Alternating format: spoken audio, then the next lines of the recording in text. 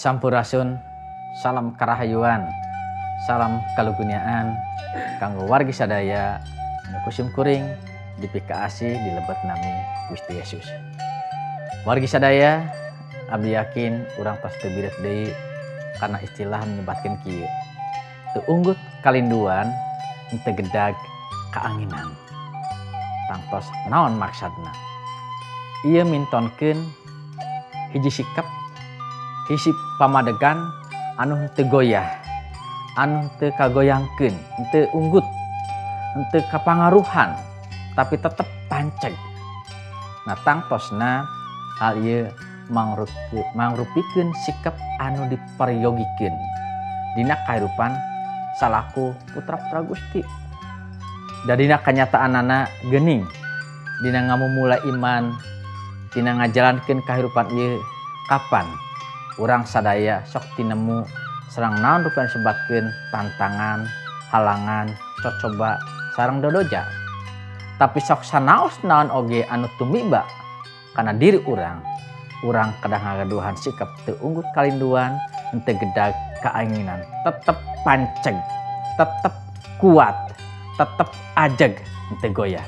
Nah wargi sadaya, tumali sareng ieu urang bari ningal tina dawuhan Gusti anu dicandak tina Daniel pasal anu kahiji ayat 7 sareng ayat anu ka-8. Ku abdi bari daoskeun kanggo urang sadaya. Kieu unggalna dawuhan Gusti. Ku kapala rumah tangga karaton jenenganana teh dilandi jadi Beltesasar, Sadrak, Mesak, jeung Abednego. Tapi Daniel geus nekadkeun moal sejak ngarurujit diri ngarempak cegahan agama ku dahareun jeung inuman ti karaton. Wargi sadaya, patekadan anu didugikeun ku Daniel saparakanca kumargi aya opatan. Anjeunna moal ngarurujit diri ku hal-hal katuangan anu aya di kerajaan. Daniel saparakanca para wargi sadaya, anjeunna paranonoman anu kaetang luar biasa, kaetang pinilih kumargi eta anjeunna dipilih ku karajaan Nebukadnezar kanggo ngajadi pelayana. Nah urang tiasa ningali Daniel teh sanes jalmi anu sambarangan, tapi anjeunna oge ngajanten jalmi anu ngagaduhan iman anu kukuh, anu pangkuh, anu teu tiasa digoyah sok sanaos aya tantangan anu tumiba kana dirina. Upami urang nilik kana harti ngaran-ngaran opat nonoman ieu. Misalna Daniel, naon hartosna Daniel? Daniel teh ngandung hartos hakim sing kuring. Gusti teh hakim sing kuring. Aya Hanaya ngaduhan hartos, Gusti mintonkeun kamurahanana. Misael hartosna saha anu tiasa sapertos sareng Gusti. Atuh Ajaria ngagandungan hartos, Gusti parantos nulungan. Nah wargi sadaya anu dipikaasi di lebet nami Gusti nalika Daniel dicandak ku Nebukadnezar, nami aranjeunana digentos. Tangtos patali sareng nami anu gentos ieu aya gaduh rarancang anu sanes. Panginten aya rancangan supados Daniel saparakanca ieu tiasa kapangaruhan ku kahirupan, ku keagamaan, ku kapercantenan anu aya di kerajaan Nebukadnezar.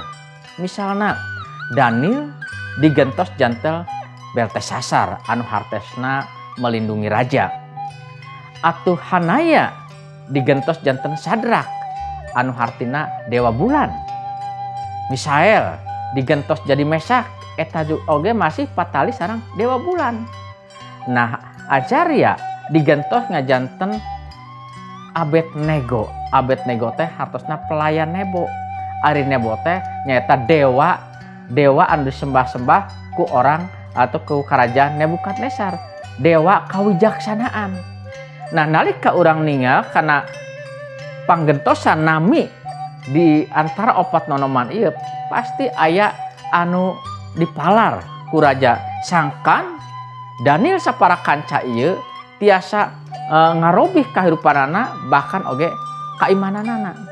Tapi urang ningal Daniel sebakin anjeuna alim ngarurujit diri.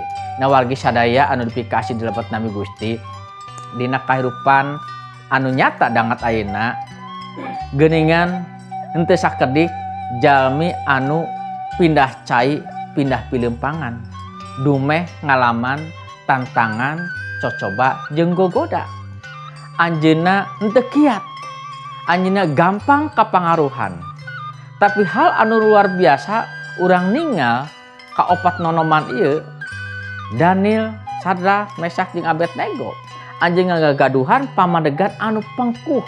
Anjeunna alim kagedakeun, anjeunna alim kaoyakeun. Anya tetep bade pengkuh karena kapercantenan anu salami eta ku anjeunna dicepeng. Sok sanaos anjeunna aya hirup di kerajaan, anjeunna alim nganajiskeun diri. Nah wargi sadaya ieu ngajanten dorongan kanggo urang sadaya. Apapun naon oge anu karandapan ku urang, tantangan, halangan, gogoda jeung cocoba, urang kedah tetep nangtung pageuh ajeg tina prinsip di mana iman urang kedah salawasna dicepeng ku urang. Ulah dugikeun kaluntur, ulah dugikeun kacanakeun. Urang candak prinsip anu saperos dilakukeun ku Daniel saparakanca. Mugia tina kahirupan urang oge dangat ayeuna enjing jeung saterasna urang panceg iman ka Gusti, urang panceg ngajadi murid Gusti, urang panceg kana pangajaran Gusti, urang panceg kanggo ngamulyakeun Nabi Gusti. Ulah umut kalinduan, ulah gedag kaanginan. Gusti ngaberkahan. Urang ngadoa. Gusti Yesus abdi sadaya hoyong pageuh tina ngamumule iman abdi sadaya. Kukituna di tengah-tengah bancang pakeuh, di tengah-tengah tantangan, halangan, dodo jeung gogoda, mugi abdi sadaya tetep pageuh panceg dina iman ka Gusti ku berkahna sarta ku panyarengan Gusti. Dilebet nami Gusti Yesus Kristus abdi nyakeun panenda sareng ucapan syukur ieu. Haleluya. Amin.